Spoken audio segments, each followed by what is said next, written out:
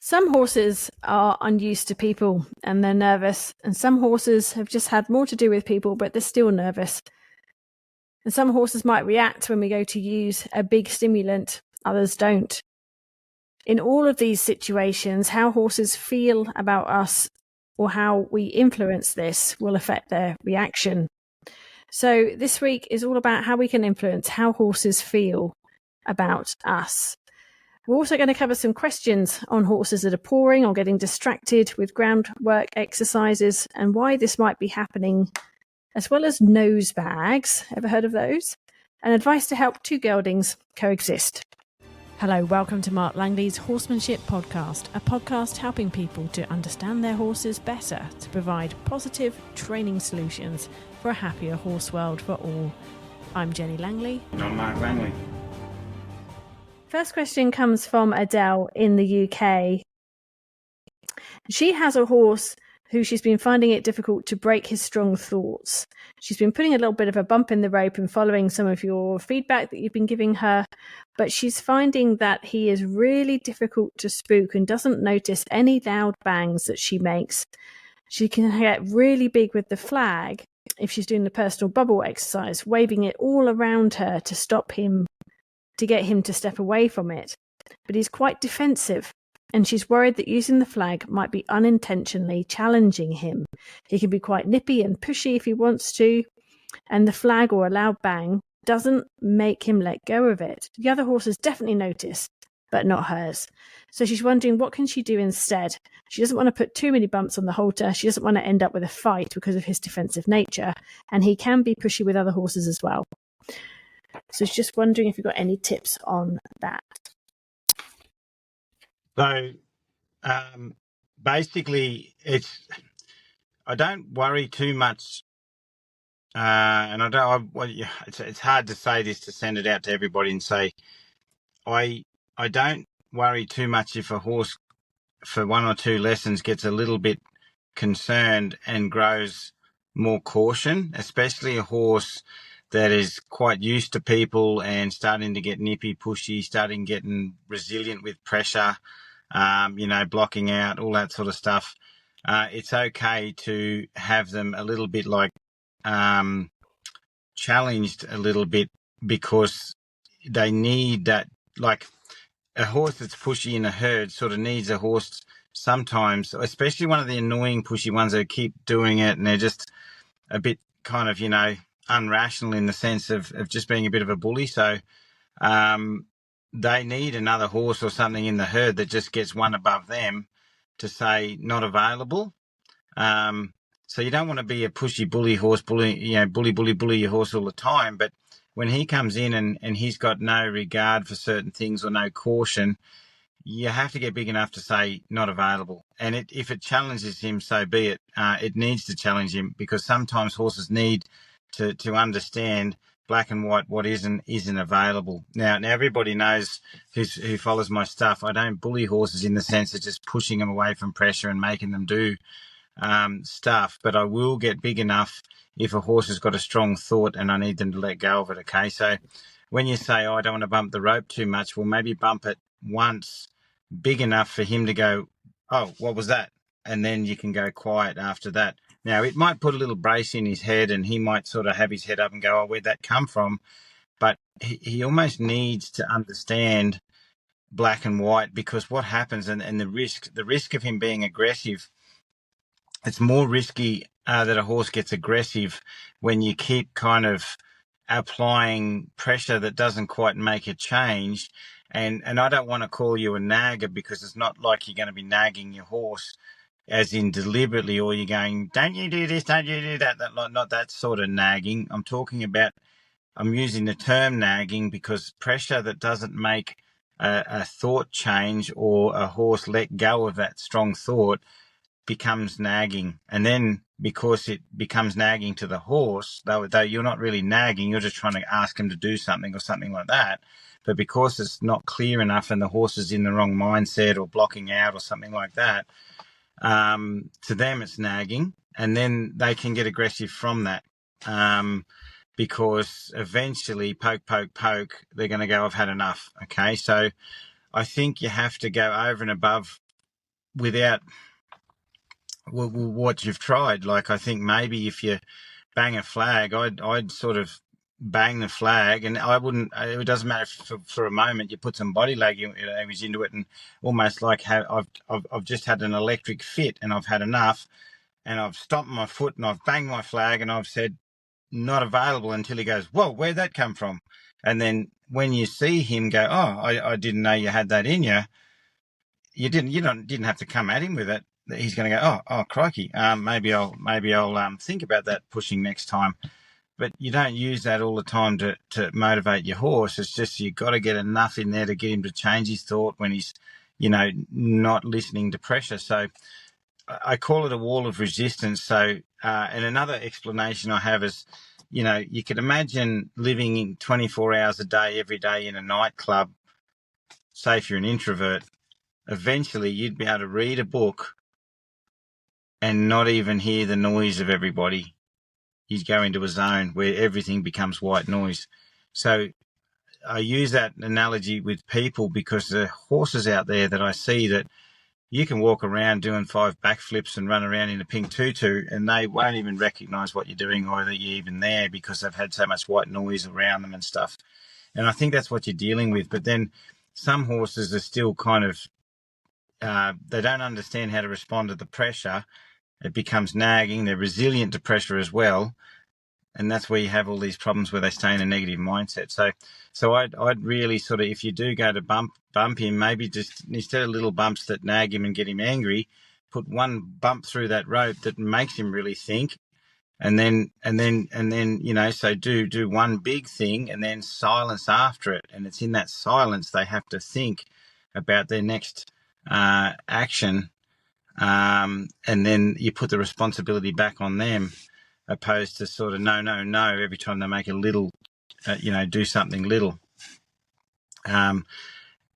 So yeah, and he will get frightened a little bit because he's not used to the wall being broken down. So there's a point where people think, oh no, I've just worried my horse. Well, the horse was already worried. It was always destinating. It was always blocking pressure. It was always kind of in a semi-anxious mindset. So when you see it go, holy cow, people go, I don't want to see that in my horse. I've just scared it. And it's like, well, no, you've just shocked it. And it needed that shock to rejig the system and recognize that, other things happen around it and has to be more aware. And I think you have to go to that level, and it's only when you keep shocking and it's not black and white, and you keep using that berserker on your horse all the time, that you're going to get some big problems of aggression or strong fear. But getting big once or twice to create a boundary or create an awareness and break a wall of resistance down is okay. And then that nervousness after it will turn into caution. It may look like a bit of paranoia in some horses to start with, but then it'll kind of it'll turn into caution, and the caution that your horse needs. You mentioned pressure in that answer, and the next question is about a pressure in horses that react even though you're not putting a lot of pressure on them. The question comes from Laura from Australia. She has a horse that's hard to catch, but she's noticed that she can be doing something that's got nothing to do with the horse, and he'll still get quite worried. For example, she might be cleaning out a water trough. He is very hard to catch, and she's wondering how you can help horses that struggle even when you don't put pressure on them. Okay, yeah. So I think your question inspired us. Your question inspired us to do just a little newsletter on it for the people on the newsletters and stuff, because it's quite an interesting subject that I get a lot about horses scared of our energy. And I think in your question you mentioned that you'd be doing something at the trough and the horse is just kind of randomly runs off, or scared of your energy, or your energy being in that area. Now, a lot of horses I come across are scared of energy or people's intention in one way or another. A lot of them are the ones that maybe started off nervous, already wary, like Brumbies that are really standoffish, that never seen a person before, and then suddenly they've been chased around by a person. So so they're forever frightened. Horses in general that have been sensitive horses that have had overused driving pressure on them on the groundwork, things like that, are scared of energy. And then there's just horses that are nervous, and we're trying our best to train them, but we never quite fix the anxiety because we're maybe too cautious around them, as in, so I guess instead of answering the question, I will answer the question, but I'll talk a little bit about it because it's something I say to people at a clinic. Are we training our horses, or is our horse training us? Okay, so when there's that old Tom Dorrance saying field timing and balance, one of the biggest balances in horse training is the balance of I'm listening to my horse so I can be aware of my horse's needs. I'm aware of the type of horse it is. I'm aware that it's sort of, of a lot of things. But am I also training my horse to evolve into a confident, empowered horse to handle a human environment? So what I mean is a lot of people really, really listen to their horses. So, and if you went up to a wild horse and you walked up to it, you would be walking up and you'd be like a guru. You'd see the horse have a hard eye and you'd wait a little bit and then you'd step back a little bit, when it's softened, or you might have different variations of approach and retreat. You might sit in a paddock for a while till the horse finally gets enough curiosity to sniff you.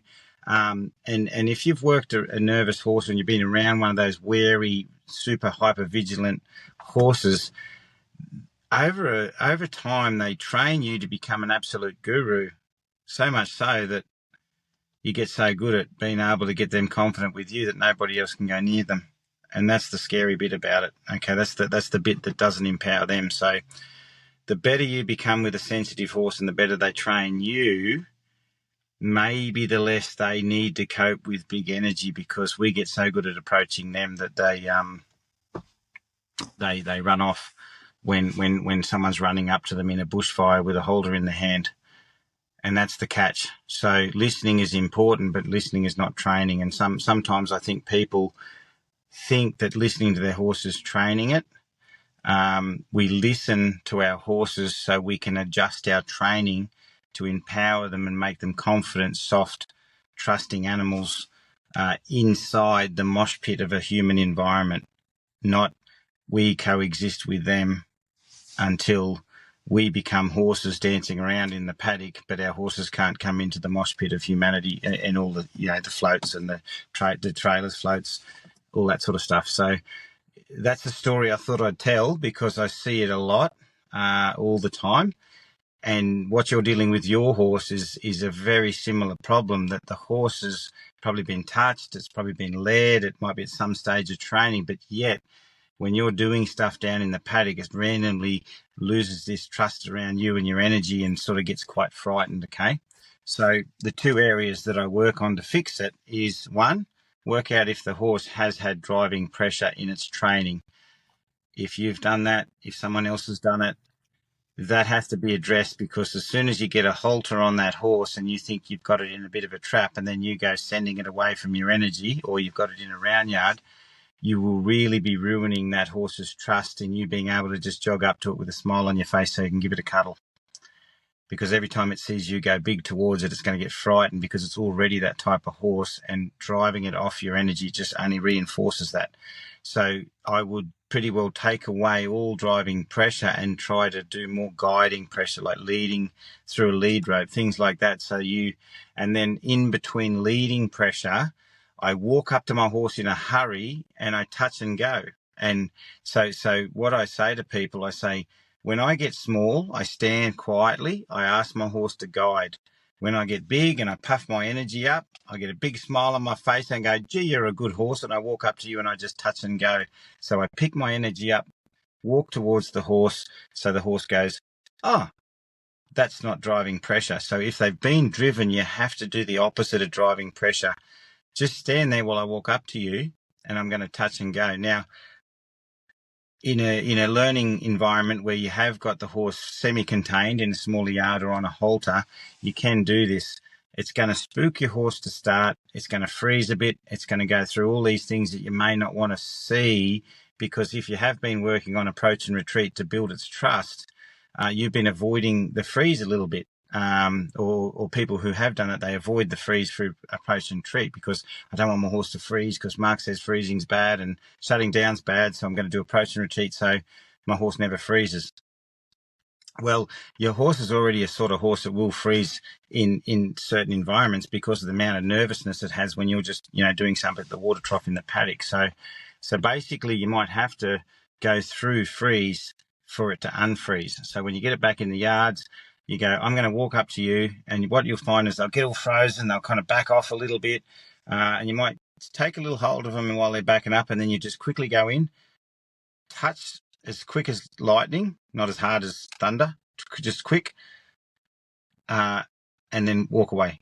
And the horse will go, what was that? What was that? I don't know what happened then. And then it'll breathe. It might lick and chew a bit, and it'll go, I didn't die. And then what you might do just to sort of help it is walk at a distance and lead it and get it to follow you. So you're pretty well turning it into movement straight away. So the horse will freeze. It'll get stuck. It'll get nervous, and touch and go, and then walk away, lead it off. And then you do it again and again and again and again and again. And you might do it 100 times. But what starts to happen is, I've seen so many horses, as you're approaching them, instead of freezing, they'll actually soften and go, oh, you're not going to do anything to me, are you? You're just going to come and touch and go. And your energy's not here to hurt me or chase me, or you're not going to eat me. Because I've survived that near-death apocalypse the last 50 times, and it's been okay. And then I've seen horses that were terrified of energy suddenly just start to walk towards the person softly as the person's kind of marching up to them in a hurry. And then you do it with 1 or 2 or 3 people around them, walking around, until eventually they get so used to people's energy and isn't going to hurt me that, and they've been exposed to it. And you've done it as a learning transition until they realise that when you're out in the paddock and that, you're not going to hurt them. So remember the 2 things: give up driving pressure, because that just says, I like you, but I'm going to still push you away from energy. And a lot of horsemanship, unfortunately, is based on lift your energy, puff it up, push it into your horse and move it. That's why a Brumby or a wild horse or a Mustang or something like that, well, if you puff up your energy, you're not the same species, you walk towards them and drive them out, well, they kind of think you're a predator or a horse that doesn't want them in the herd, one or the other. But they don't certainly think, they don't think you're a horse. They know that. So yeah, if that makes sense, then eventually you get a horse that's easy to touch, and cope with people coming from different angles and things like that. And then when there's a real problem like a bushfire, or it's, the river's coming up, the floods are out there, I've got to get my horse floated off this adjustment center or whatever, you can run out in the paddock, because nobody is a guru when there's a bushfire coming. You're not going to go out and go, right, sit in the paddock for a bit, wait, usually when there's a bushfire coming, that's when the big bucket of feed comes out, and the let's pray this horse is going to come up to us in a hurry. You don't want that. You want to know that you can run to your horse, and your horse hasn't got an ounce of worry when you run up to it. And then next time, doesn't matter who's in the paddock, the horse will start to really understand that it's okay.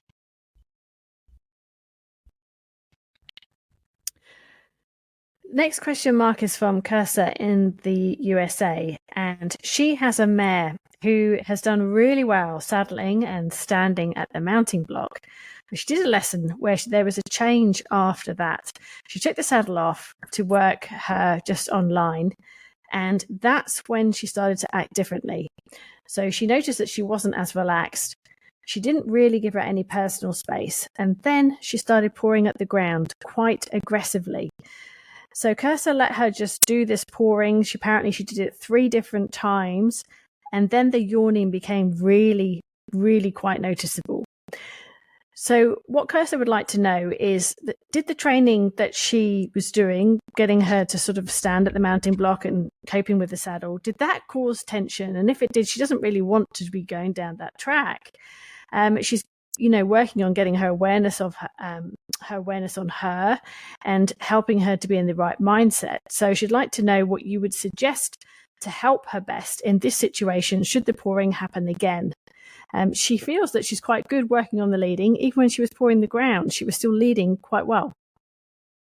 My gut feel, and I'm only going to, actually, to be honest, I can only use gut. Oh, no, actually, it's more than gut feel when I answer these questions, because there's a lot of little, little sort of things in the questions that give me an idea and a bit of a picture. But there's clues. Clues, they're like clues. I should put a warning in front of every one of these podcasts to say, I'm only analysing the information I have. Don't do this at home, just to sort of make people realise that I'm just trying to help them with the words that they told me, and their horse may not be the right horse to do this particular or that particular thing with. But I think everyone should have that sort of caution and not just sort of say do as I say sort of thing. But what I'm thinking, my gut feeling this says that I have a feeling your horse was fairly quiet and in a semi-state of I'm not really sure and freeze, and there's something maybe in the saddle, maybe I'd say, unless something else was going on in the background that you were maybe unawares of, that was a bit of a trigger, that the horse was away from a friend and it slowly built up the worry about being the way. And then when the saddle was coming off, the horse was on the back of the lesson thinking, I'm nearly finished this now, and but what I'm feeling is there's some tension somewhere in when you're on the mounting block and having the saddle on, and the horse probably sort of went into a semi-state of freeze, or like a bit of a learned helplessness state with the saddle on. So it might have felt pretty quiet, pretty easy to stand at the mounting block. Everything's hunky-dory, no problems at all. And then as the saddle came off and you got down from the mounting block and started to work, all that sort of worry from standing in that sort of, because the worry cup was filling, but the horse wasn't doing anything about it. So when the saddle came off, it's almost like, I'm out of the office, open the door. Oh, that was geez, golly gosh, I'm going to go and have a beer sort of, feeling. But except, so all that anxiety came out in a bit of a rush. And that's why you got the pawing, because it's over. I'm not frozen. I'm pawing. I'm mobile. My mind's mobile. I want to go back to the paddock. Now. Okay. And that's why pawing usually happens, is because the horse's mind becomes mobile, but it kind of knows it still has to stay there. So the feet become mobile. And if you took that holder off at the instant that horse started pawing, I'd guarantee that it'd go somewhere. It wouldn't stay there. Well, I wouldn't guarantee everything, but I'll put a fair guarantee on it. So what I'm thinking is if you took the holder off as the pawing started, you'd see that horse probably go somewhere away. And I believe that, yes, there's something in the training. Now in the training, when you guide your horse on a lead and stuff like that, do you get it and circle it by driving it, or you're good with your leading lessons? Okay, that's what I have to say to everybody. And I know people watch my stuff, but they mix a bit of my stuff with other stuff. And some horses they might, send out online with a bit of pressure, and that might worry their horses too. So how you guide your horse has to make them feel, start to make them feel pretty confident and not worried.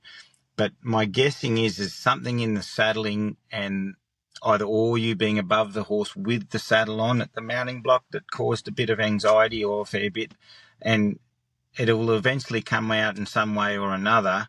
What you don't want is to miss it and not fix it and get on the horse, and then suddenly it's the worry cup fulls as you sit on it and ride it. So I would sort of look at going back to some belly roping lessons. Get your horse mobile and thinking with belly rope and rib cage pressure, instead of standing at the mounting block or with the saddle on. Do lots of leading, things like that after you've done belly roping. See if there's any areas down your horse's side as you're saddling it that it's nervous. If you bring a light saddle up from both eyes and you can move them when you're saddling, and it's hard to move a horse when you're saddling. That's why sometimes I say encourage, just get a kid saddle or a light synthetic saddle that you can just throw over them a bit, and saddle them whilst you're leading them softly, and see if they struggle with that. So when a horse is nervous and you lead them, when you're doing something that possibly could be scary, they either as they're moving, they'll either go into a bit of a freeze and a stop, start in the lead if previously they were leading pretty good, or as they're moving, they'll start to slide away from what they're scared of. So that's why I sort of encourage everyone, don't make your horse stand when you're doing all those things. Create movement and standing and movement and standing until you get a consistency as if the horse isn't having nothing happen to it, just leading. You can't feel any difference. So do that at the mounting block, belly rope, saddling with movement, things like that. Lots of moving, changing eyes at the mounting block, pulling on the saddle. Moving is one of the best ways if the horses, if you create a soft flowing movement and the horse is thinking through things to release that tension of freeze and tip some of that worry out. So maybe look at those things and really go thorough with those things, and then next time see what happens. Staying with leading, the next question comes from Melissa from Australia. She's a new member, so welcome, Melissa, to the membership. She's started using your methods of leading with her off-the-track thoroughbred. She said they work great in the paddock and in the laneway, but she's finding if other horses get worked up, then he can follow suit, and he turns to striking and then rearing. So this is a horse that when she bought did everything right. He was easy to ride, but she's noticed that he might have woken up, something has changed. She's also noticed that he can be mean to his paddock buddy and nippy if you stand on his offside for too long. She's coming to your masterclass in November, but she'd love some help so that she can get him down to the arena to ride. Can you recommend any videos to watch? There's like just coming to mind. I'm thinking of the horse now, and by the sounds of it, you've already sort of realised this anyway in the question. I think the cat's starting to come out of the bag, in the sense that he was very obedient. I see that all the time. People come to my clinics, I've got this obedient horse, and then now it's just like having trouble controlling it. So there's a lot of people that rely on training horses, and they kind of have an incredible ability to ride and can form a horse into a certain submission under saddle and things like that, and the horse doesn't really have much time to think. Now, whether or not those horses have been ridden out into some real big situations with big mobs of horses and stuff like that, I don't know, but there's some horses that can be pretty obedient and compliant and generally shut down, and then with a bit of good feed and a bit more room to think, and maybe the owner's a lot quieter and softer and let them express themselves a bit, then all of a sudden all the anxiety starts to come out in sometimes increments, sometimes in one big hit, and then you got a horse that's kind of almost saying, I don't like people because of everything that they've done, and you're the one that I'm telling it to because you're the one I'm not so frightened of, and I'm actually anxious around you. And why is the horse anxious around us? Either they're defensive because of all the pressure that other people that have put on them, or because they were subdued. So some people think, giving the horse something to do all the time is a form of leadership, but sometimes they get so good at giving the horse something to suit, they have it so distracted that it doesn't think about anything and it doesn't think about its environment. And then when you're working with your horse, it's got more thinking room, and then, it's not sure if it should just kind of be really obedient and shut down, or and it's coming out, so it's got to think about everything else. And then all of a sudden, all these other anxieties come into play about the other horses galloping around and it's windy day and all this stuff's happening, because a lot of stuff like that goes unnoticed in the constriction of human boundaries and keeping them sort of together or whatever. So if I was thinking of things to do, I'd be looking at, funny enough, proprioception lessons and awareness and bubble awareness and stuff like that.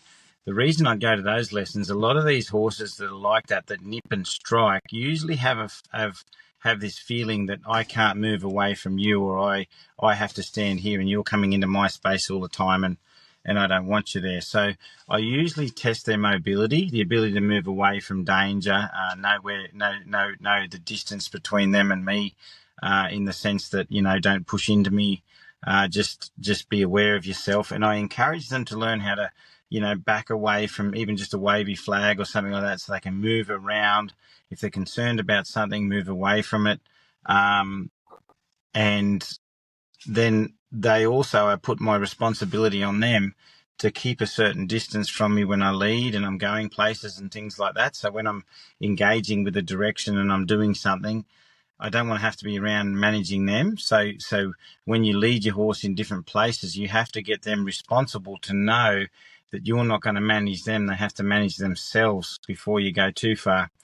If you're trying to manage him and bump him and work on him with all this anxiety in him, then you'll kind of like end up nagging him while he's, and all the time people come at me when I'm anxious, and when the other horses are galloping around, people come at me. So I'm getting defensive and reactive because of that. So, but if you've sorted that out and you say, well, you stay away from me a couple of meters and measure those couple of meters, and we're going to walk out here, and all you have to do is measure the distance between you and me, then he has a responsibility to process that. And then if he needs to think about other things, you might stop, let him think about his environment. But when he bounces around, because you haven't managed him for the last little while, he's not going to blame you for managing him, because you've said to him, well, I don't want to be close to you when, I want you to learn to have a bit of a distance and unpack your own bags of worry away from me. So that's where you work on bubble awareness, things like that. Once he has a good, healthy bubble awareness, then you have soft interactions with him where you gently look at him, walk up into his space, let him sniff you, rub him gently, and then go out of his space. Respect his space for a little while, but teach him to be obedient in his own space and not so anxious. And then it's not like you're crowding him or he's crowding you and you're in at each other all the time when he's got other things to think about. And that'll take away the defensiveness, because you're not there to blame. You're standing away from him. Okay. The other thing is very good leading, because I dare say once upon a time when he was anxious, people have gone at his head and said, don't you do that? And, rah, rah, rah, rah. And that's when he gets that defensiveness from, is because that's probably happened to him. So when you get a horse leading well, they actually follow a feel. They're not grabbed on every time they make a mistake. If he knows how to rate distance and be soft and give you space, but still respect his space and his calm in his own space, then he softens there. And then when he understands the lead rope, it's not a trap that comes on him every time, he's worried. It's a guiding tool, and then he'll get more comfortable with that. And with those two things on the ground, then you have a horse you can start to take places and be a lot softer. And then he starts to manage himself better, and maybe that mindset will shift, that you'll start to feel safe, that you can start to ride him again and go through the riding exercises. Final two questions for this podcast, Mark, so you can keep your answers a little bit shorter if you can.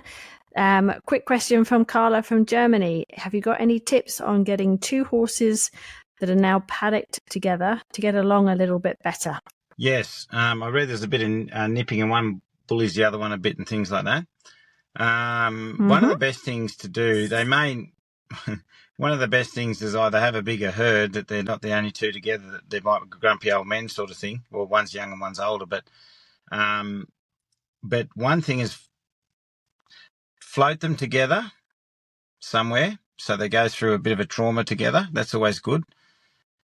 If you have some friends or something, you can stop somewhere for an hour or somewhere for a night, paddock them in the paddock somewhere else, new environment, make there might be a sort of reliance on each other that they need, and then float them to another place, trailer them to another place, do that, trailer them home. And that is a good way to sometimes put a horse through some sort of traumatic experience together with another horse, take them out of their comfort zone together, get them more reliant on each other, and maybe they'll start to kind of, maybe one horse will realise there's qualities in the other horse it needs, and vice versa, and there could be just a bit of a new bond start to happen. I know with horses that haven't bonded, by the sounds of it, they might have bonded, but one's trying to, outdo the other one. Maybe there's mares around and one's going, I'm going to be the one that's going to be in control here. Maybe there's mares on a fence or somewhere or not far away, or maybe it's just them. But yeah, usually going through that sort of experience together's quite good, but it's very hard to just, have some special thing that, sometimes if I'm ponying horses, I teach the one that's nippy and naggy I ride the one that's not naggy, and I control the other one that's naggy and say, don't be so naggy around this horse.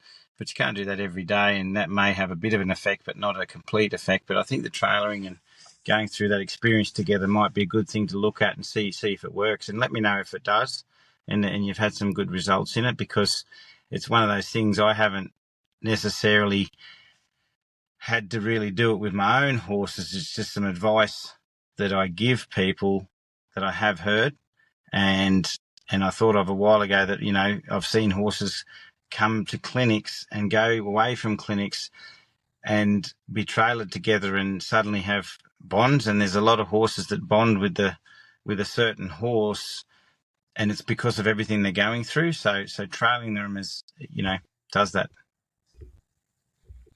Okay, and nose bags. Can you offer any tips or advice on how we should be using them? And you might need to just explain what they are. So nose bag is a bag that goes on a horse's nose. It's all in the word, but it's a bag that you feed your horses in. So basically, it's a very good way to, back in the day of people working horses and going out with various horses. A nose bag's light. It can pack up very lightly, can be carried on very easily, and you can give it to a horse and have 3 or 4 horses, say, hobbled in an area, and they can have their own nose bags and they can carry their food with them, and there's no fighting, there's nothing like that. And most of all, as I say, it's easy to carry. We used to do horse treks where we'd have 20 horses all in quite a small area, and put nose bags on them. No fighting, no anything. They just carry their nose bags around, and it was a really good way that all the horses got their food, and they carried their nose bag around, and they got used to that. So very efficient way to feed lots of horses, and carry your feed Without buckets lots of yards. with you. 'Cause this goes on. Yeah, and without needing yards or anything like that. What you don't want to be doing, though, some nose bags, the modern nose bags, can let out water easy. Sometimes you just make them out of different feed bags and stuff like that. And there were horses that will go to drink, and the water there is a risk in certain nose bags that the water goes in but doesn't come out quick enough. So there's a risk using nose bags near water and stuff like that. So you have to. I always say you have to make sure that all the horses are finishing the nose bags in the air to take them off. If you leave them on too long, they'll start to try and drink out of them, and then sometimes water might tip in the nose bag, and then it doesn't drain out quick enough, and you could drown them.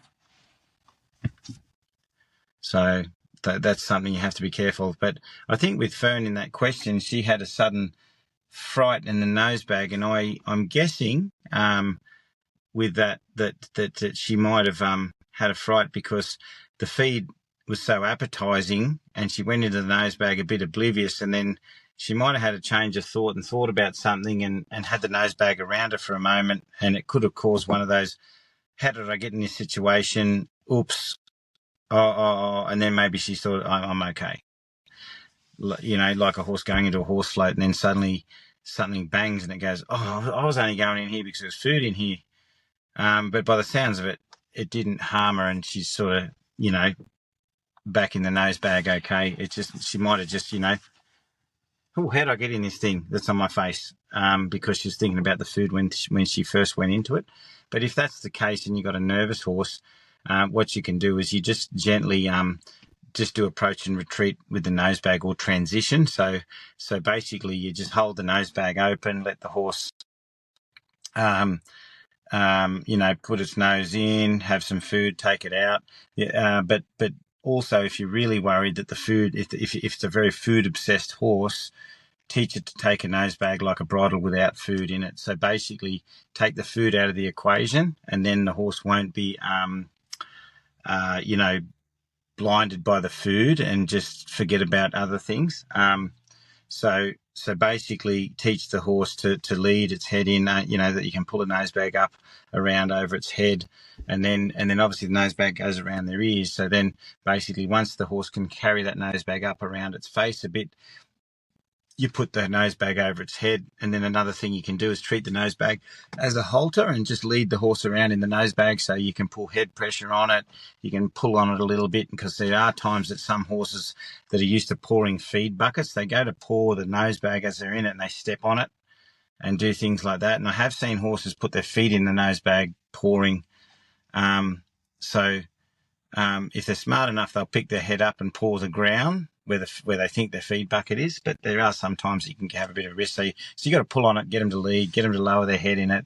Just make sure that there's nothing that can happen and suddenly spook them. And then the other thing is, I think if a horse throws its head, the nosebags can go back over their face.